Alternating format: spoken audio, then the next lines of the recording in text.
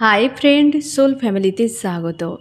এখন আমি যে টপিকের উপর রিডিং করব সে হচ্ছে তোমার প্রিয় মানুষটির তোমার জীবনের কোন কোন বিষয় তার অপছন্দ এবং তার জন্য সে কি কি করেছে তোমার সঙ্গে। এই রিডিং কালেকটিভ, জেনারেল, টাইমলেস এবং জেন্ডার স্পেসিফিক নয়। তুমি পজিটিভ মাইন্ডসেট নিয়ে রিডিংটি দেখো এবং রিডিংয়ের শেষে আমি অবশ্যই তোমায় গাইডেন্স দিয়ে দেব। এখন যে ফ্রেন্ড রিডিং দেখছে তার প্রিয় মানুষটি তার জীবনে কোন কোন বিষয় তার অপছন্দ, আমি প্রথমে দেখব আজ এই মুহূর্তে কেমন আছো তোমরা ফ্রেন্ড, তুমি এবং তোমার প্রিয় মানুষটি কেমন আছো আজ এই মুহূর্তে। আমার যে ফ্রেন্ড রিডিং দেখছে ইউনিভার্স, সে এবং তার প্রিয় মানুষটি এই মুহূর্তে কেমন আছে, তুমি কেমন আছো, তোমার প্রিয় মানুষটি কেমন আছে, তুমি কেমন আছো। তুমি আজকে তোমার লাইফের সব কিছু বিষয় লজিক্যাল মাইন্ড নিয়ে দেখছো। ধরে নাও যে তুমি এই দিকটা তোমার লজিক্যাল মাইন্ড, এটা তোমার ইমোশান। এর আগে তুমি হচ্ছে ইমোশান উপরে ছিল, লজিক্যাল মাইন্ড ডাউনে ছিল। আজ তোমার লজিক্যাল মাইন্ড উপরে উঠে গেছে, ইমোশান ডাউনে চলে গেছে। এবং যখনই তুমি দেখতে পাচ্ছ যে তোমার ইমোশান ডাউনে এবং লজিক্যাল মাইন্ড উপরে রয়েছে, তখন তুমি দেখতে পাচ্ছ যে তোমার লাইফে অ্যাকচুয়ালি কী, মানে তুমি বাহারি দুনিয়াকে দেখতে পাচ্ছ, বাহারি দুনিয়ার বিষয়কে তোমার নজরে আসছে যে এই মানুষগুলো তো এইভাবে বাঁচছে, আর 5টা মানুষের মতো কেন আমার লাইফ নয়, আমাকে সেইভাবে স্ট্যান্ড নিতে হবে। এই ব্যক্তি এতদিন আমাকে দাবিয়ে রেখেছিল, আমি কেবলমাত্র ওই ব্যক্তির ইশারায় চলতাম। আমার জীবনে ওই ব্যক্তির জন্য কত কিছু সমস্যা ক্রিয়েট হয়ে গিয়েছে, আর আমি আবেগের বশে এই ব্যক্তির জন্য নিজেকে ব্যয় করেছি। আজ তুমি সেই বিষয়গুলোকে অন্য নজরে দেখছো বা অন্য অ্যাঙ্গেলে দেখছো, যেগুলো তোমার সঙ্গে ঘটে গিয়েছে। তুমি সেই বিষয়গুলোকে আগে ইগনোর করে গিয়েছিলে যে এগুলো হয়, বা ওকে ঠিক আছে আমার প্রিয় মানুষটি আমি ছেড়ে দিলাম বা কিছু। বাট আজকে তুমি দেখছো যে ওটা তেমন ছিল না, আমি নিজেই ভুল নজরে দেখেছিলাম। তুমি সেগুলোকে সিরিয়াসভাবে নিচ্ছ এবং বড় করে দেখতে পাচ্ছ। আর হচ্ছে তোমার লাইফ নিয়ে তুমি কতটা ইগনোর করে গিয়েছিলে, তোমার হেলথ, তোমার ফাইন্যান্সিয়াল, এমনকি তোমার ফ্যামিলি, তোমার রিলেটিভ, প্রত্যেকের ক্ষেত্রে যে গাফিলতি তুমি করে গিয়েছিলে তুমি, সেগুলোতে অনেক বড় তোমার সমস্যা তৈরি হয়ে গিয়েছে বা তাদের সঙ্গে তোমার দূরত্ব বেড়ে গিয়েছে। তুমি চাইছো ওইগুলোকে ঠিক করে নিতে। তোমার লাইফের যা কিছু সমস্যা পুরো সিরিয়াস, এবং তুমি এই মানুষটিকে ইগনোর করছো আর তুমি লজিক্যাল মাইন্ড দিয়ে পুরো বিষয়কে দেখার চেষ্টা করছো। আজকে তোমার প্রিয় মানুষটি 8 অফ সর্টস, এই ব্যক্তি আজকে পুরোপুরিভাবে ওভার থিঙ্কিং করছে। তোমার দুজনেই মস্তিষ্ক দিয়ে ডিল করছো আজকে। তোমার প্রিয় মানুষটি এমনিতেই মস্তিষ্ক দিয়ে ডিল করতো, তার কাছে ইমোশনের কোনো ভ্যালু ছিল না আগে, ইমোশনের ভ্যালু ছিল না আগে। এই ব্যক্তির ডিপেন্ডেন্ট ছিল ইউনিভার্সের উপর বা কোনো স্পেশাল ব্যক্তির উপর, তার পরামর্শতেই ব্যক্তি চলতো, কিংবা হাওয়ায় উড়ে যাওয়া মানুষ, কোনো সিরিয়াসনেস ছিল না। এই ব্যক্তি তার পাস্টের কোনো মানুষের সঙ্গে কিন্তু মাঝে মাঝে অফন সিচুয়েশান করেছে তোমার সঙ্গে সম্পর্কে থাকা অবস্থাতে। পাস্টের কোনো ব্যক্তি হতে পারে, তার ফ্যামিলি হতে পারে, কোনো লাভার্স। এই ব্যক্তি সেই ভুলগুলোকে মনে করছে, আর মনে হচ্ছে যে পাস্টের মানুষের জন্য তার বর্তমান যে সাজানোর স্বপ্ন সে ব্রেক হয়ে গেছে। এই ব্যক্তির বর্তমান যা স্থিতি আজকের দিনে, সে চাইলেও নিজেকে ঠিক করতে পারছে না। চাইলে ব্যক্তি পারে সেটাকে ঠিক করে নিতে, কিন্তু এই ব্যক্তি হয়তো উইক হয়ে গেছে প্রচুর। কোনো কার্মিক সার্কেলে এই ব্যক্তি বাঁধা পড়ে রয়েছে, যেখান থেকে বেরানোর পথ দেখতে পাচ্ছে না, তার নজরে সে দেখতে পাচ্ছে না। যেমনটা তুমি অতীতে এই ব্যক্তির বিষয়গুলোকে তুমি এক নজরে দেখেছিলে, আজকে তুমি আরেক নজরে দেখছো, তেমনি এই ব্যক্তির ক্ষেত্রেও সে বিষয়গুলো যেমন সে এক নজরে দেখতো, এখন তার সেই নজরিয়া বদলে গিয়েছে। এবং এই ব্যক্তি বুঝে উঠতে পারছে না যে তার এই সময় কি করা উচিত। না এই ব্যক্তি রাস্তা খুঁজে পাচ্ছে, না ব্যক্তি চিন্তাভাবনা করতে পারছে, একাধিক বিষয় মন মস্তিষ্কে তাণ্ডব করে যাচ্ছে। ব্যক্তি 8 অফ সর্টসে হেভি পেনফুল অবস্থায়, তুমি রয়েছো কুইন অফ সর্টস। তুমি পুরো চেঞ্জ হয়ে গিয়েছ, এই ব্যক্তি পুরো ফেঁসে গিয়েছে, এমন একটি এনার্জিতে রয়েছো আজকে।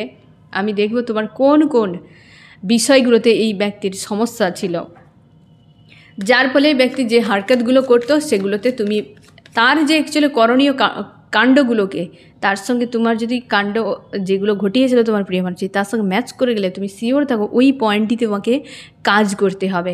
কারণ দেখো ফ্রেন্ড, আজকে যে অ্যাকচুয়ালি হচ্ছে রাহু কুম্ভতে প্রবেশ করছে 18 তারিখ, তোমাদেরকে আগেও আমি বলেছিলাম ফ্রেন্ড।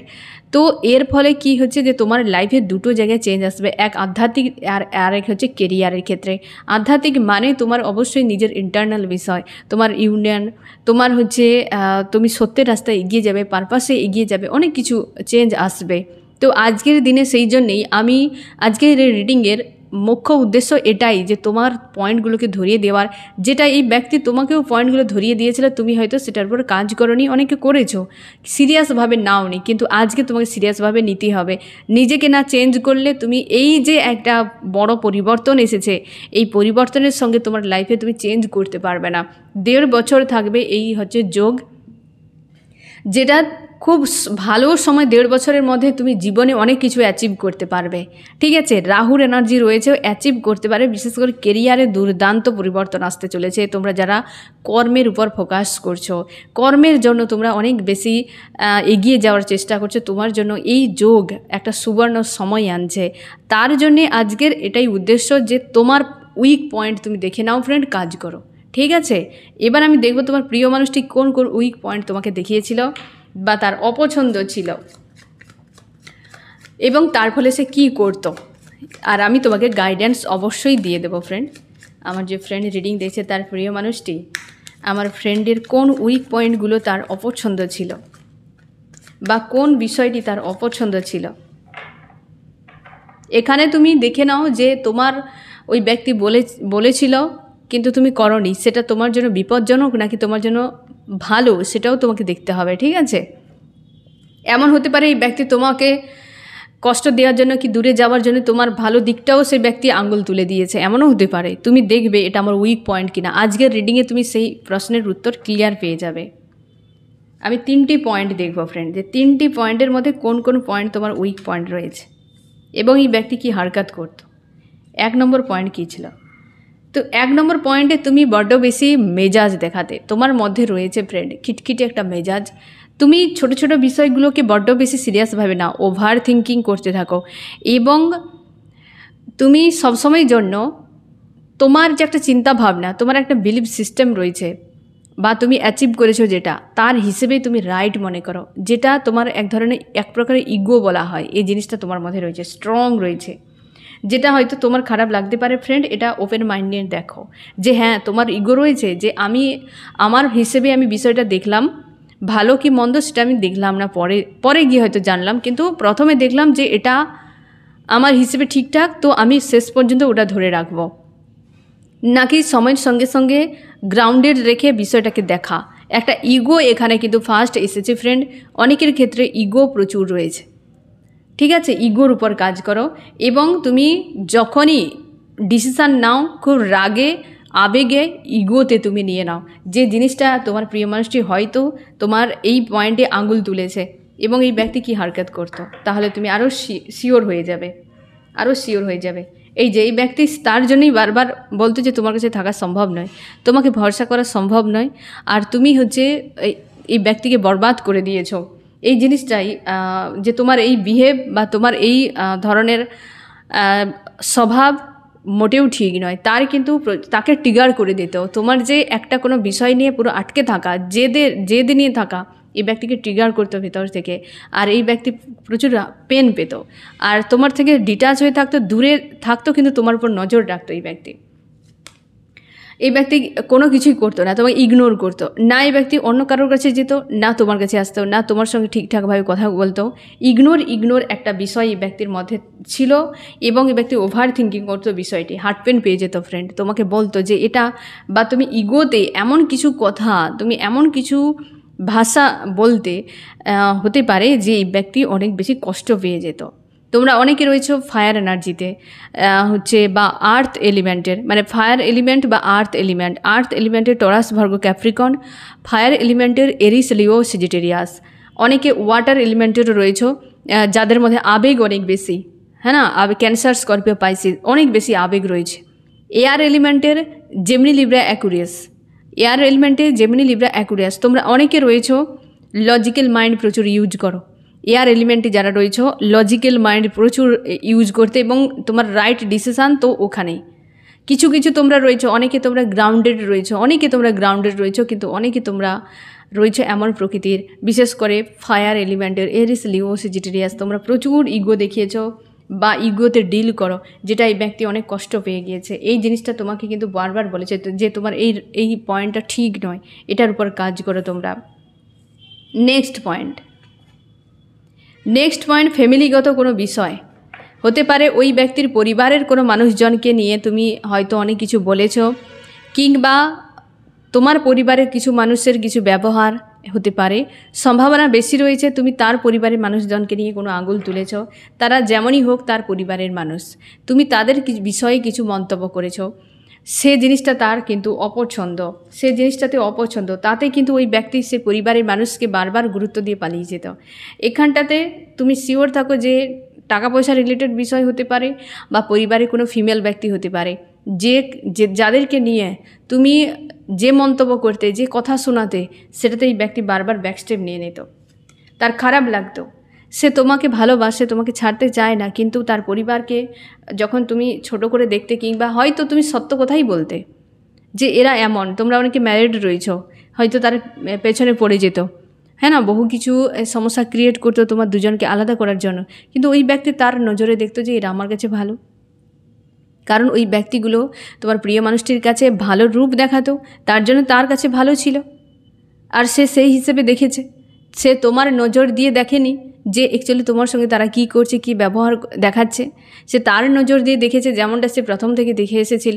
তো তার জন্যে এই ব্যক্তি কিন্তু তোমাকে মন থেকে ছাড়তে চায় না, কিন্তু দূরে থাকতো, ডিটাচে থাকতো, তার খারাপ লাগতো প্রচুর একদম, কারণ সে জানে যে তোমাকে ছাড়া সে অন্য কারোর সঙ্গে জুড়তেই পারবে না, কাউকে সে চায়ও না, কিন্তু তোমার সঙ্গেই থাকতে পারতো না, পালাতো এই কারণে। তুমিও জানতে যে এই ব্যক্তি অন্য কারোর কাছে থাকতেই পারবে না, তুমি জানো এই ব্যক্তি তোমাকে ভালোবাসে, কিন্তু পরিবারগত কোনো ইস্যু এবং টাকা পয়সা, এই দুটোর বিষয়ের জন্য এই ব্যক্তি কিন্তু পালিয়ে যেত, তার বিশাল কষ্ট হতো, কিন্তু তোমাকে ছাড়তে পারতো না বলেই ব্যক্তি তোমার কাছে বারবার রিটার্ন করতো। ফ্যামিলিকে নিয়ে তুমি বলতে অনেক, আর এই ব্যক্তি প্রচুর কষ্ট পেয়ে যেত পরিবারকে নিয়ে, যখন তুমি বলতে যা খুশি হয়তো রাগের বসে বলে দিতে, এই ব্যক্তি খুব কষ্ট পেয়ে যেত। এই পয়েন্টটার উপর তুমি কাজ করো, যে তোমাকে দেখতে হবে তুমি হয়তো রাইট বলছো কি রং বলছো, তোমাকে কোথায় মাথা ঘামাতে হবে, কোথায় ঘামাতে হবে না, কোথায় তোমাকে দূরে থাকতে হবে, এই বিষয়টা তোমার বোঝা উচিত। ওই মানুষগুলো কি বলছে না বলছে সেটা তোমার কাছে কতটা গুরুত্বপূর্ণ, ওই মানুষগুলো কি তাদের হারকাত কিংবা তাদের কথা, সেটা আগে বুঝো। তুমি সব কিছু উগরে দিতে এই মানুষটির উপরেই, আর এই ব্যক্তি প্রচুর কষ্ট পেয়ে যেত, রাগের বসে হয়তো অনেক উল্টোপাল্টা বলে দিয়েছো, এই ব্যক্তির খুব খারাপ লাগতো। এই ব্যক্তির কেরিয়ার, টাকা পয়সা রিলেটেড কোনো বিষয় এক, আর দুই হচ্ছে পরিবারকে নিয়ে যদি কিছু বলতে, ঠিক আছে। 3 নম্বর পয়েন্ট হচ্ছে বিয়ে রিলেটেড কেন্দ্র করে হতে পারে। এই ব্যক্তি বিয়ের কথা তোমাকে বলেছিল, তোমরা আনম্যারিড রয়েছ, এই ব্যক্তি আদার্স কোনো মানুষকে প্রায়োরিটি দিয়েছিল, কিংবা বিয়ের কোনো সঠিক ডিসিশান এই ব্যক্তি নিতে পারেনি, তার জন্য এই ব্যক্তির উপর তুমি হাবিয়ে থাকতে, প্রচুরভাবে তুমি প্রেশার ক্রিয়েট করতে যে তুমি বিয়ে কবে করছো। এটি আনম্যারিডের ক্ষেত্রে, এটা সবথেকে বেশি রেজোনেট করবে আনম্যারিডের ক্ষেত্রে, বা অনেকে এক্সট্রা ম্যারিড রয়েছে।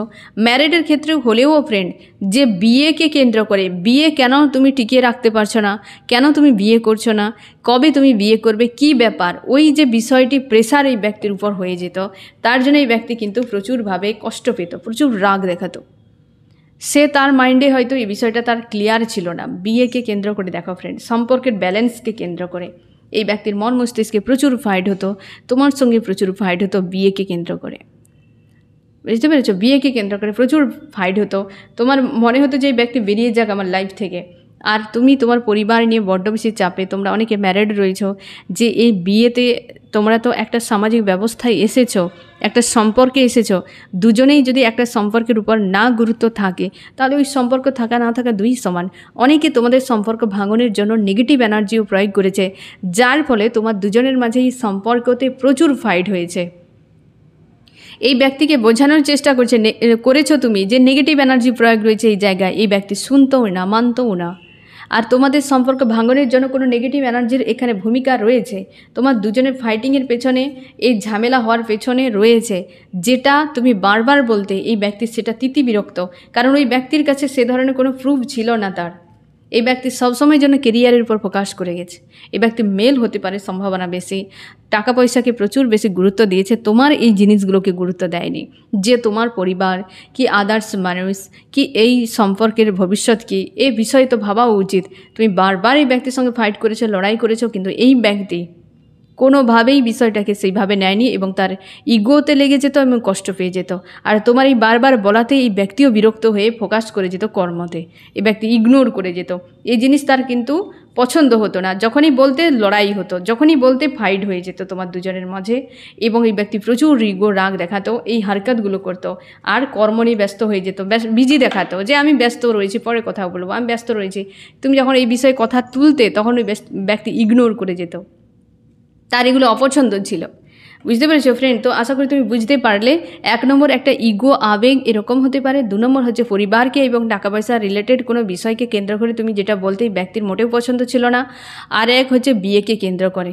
বুঝতে পেরেছো ফ্রেন্ড? এই 3টি পয়েন্ট এখানে ক্লিয়ার এসেছে, যেখানে এই ব্যক্তির পুরোপুরি অপছন্দ ছিল, যে তুমি এগুলো না বললেই তার ভালো। ঠিক আছে, হয়তো এই বিষয় তার ক্লিয়ার ছিল না, বা এই বিষয় নিয়ে সে একরকমভাবে তার লাইফকে দেখেছে, কিংবা এই বিষয়টা তার কাছে অন্য কোনো নজরে সে বিষয়টাকে ভেবেছে, এরকমও হতে পারে। তো তার জন্যে এই ব্যক্তি কিন্তু এই ধরনের হারকাতগুলো করতো। এবার তোমাকে এই পয়েন্টগুলো ধরিয়ে দেওয়া হলো, তুমি এর উপর কাজ করো। এবার আমি দেখব ফ্রেন্ড তোমার হচ্ছে কি করা উচিত। তোমার কি করা উচিত?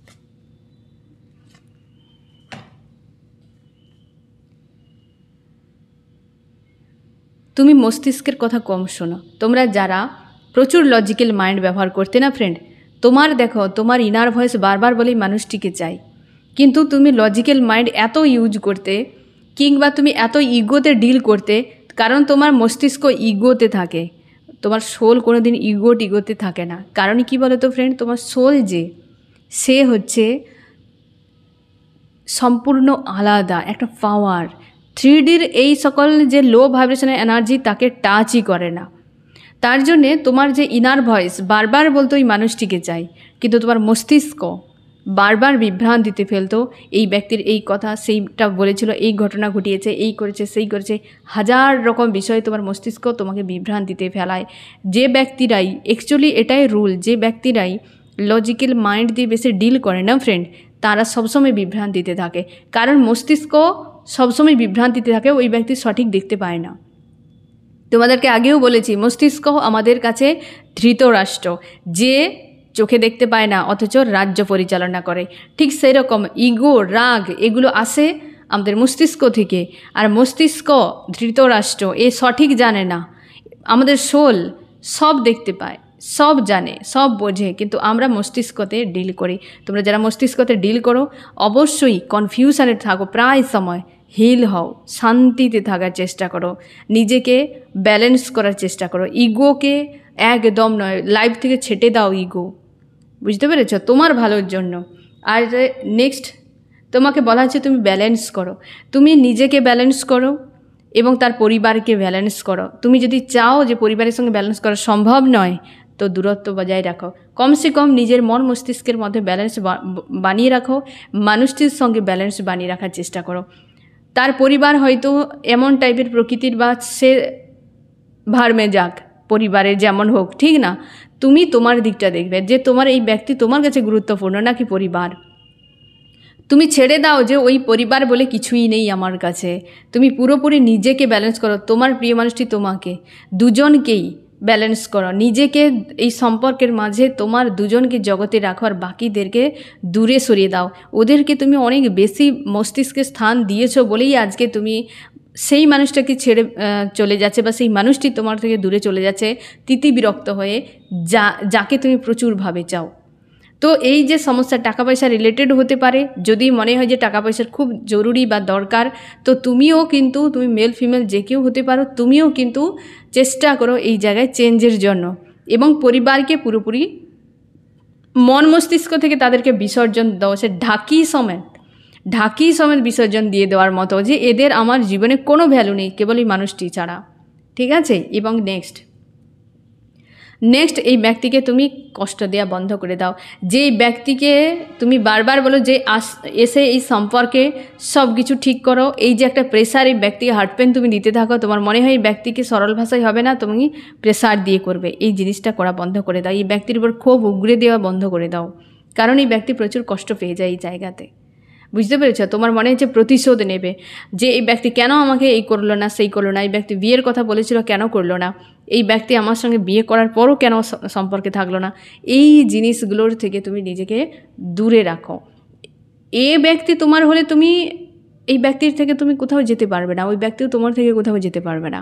তুমি নিজের থেকে মাঝখানে থেকে প্রেশার দেওয়ার কোনো দরকার নেই। তুমি সাময়িকভাবে হিল হয়ে যাও, ছেড়ে দাও বিষয়টিকে, সাময়িকভাবে ছেড়ে দাও, দেখবে পরিস্থিতি বদলে গিয়েছে। তো এই গাইডেন্সকে ফলো করো তোমরা অবশ্যই। আর এই পয়েন্টগুলোতে তুমি যদি তোমার কোনো একটা পয়েন্ট হতে পারে তোমাদের সম্পর্কের জন্য ক্ষতিকারক, এই পয়েন্টগুলো সত্যি ক্ষতিকারক, এই ব্যক্তির কিন্তু অপছন্দ এগুলো, আর তোমাকে গাইডেন্স ফলো করতে বলা হচ্ছে ফ্রেন্ড, অবশ্যই গাইডেন্সকে ফলো করো। এই মানুষটিকে ফলো করা বন্ধ করে দাও, নিজেকে ফলো করো, নিজেকে রিকভার করো, এই ব্যক্তি আপনি আপ তোমার কাছে চলে আসবে। ঠিক আছে ফ্রেন্ড? তো এই হচ্ছে তোমার রিডিং। কেমন লাগলো জানিও। সোল ফ্যামিলিতে জুড়ে থাকার জন্য অনেক অনেক ধন্যবাদ।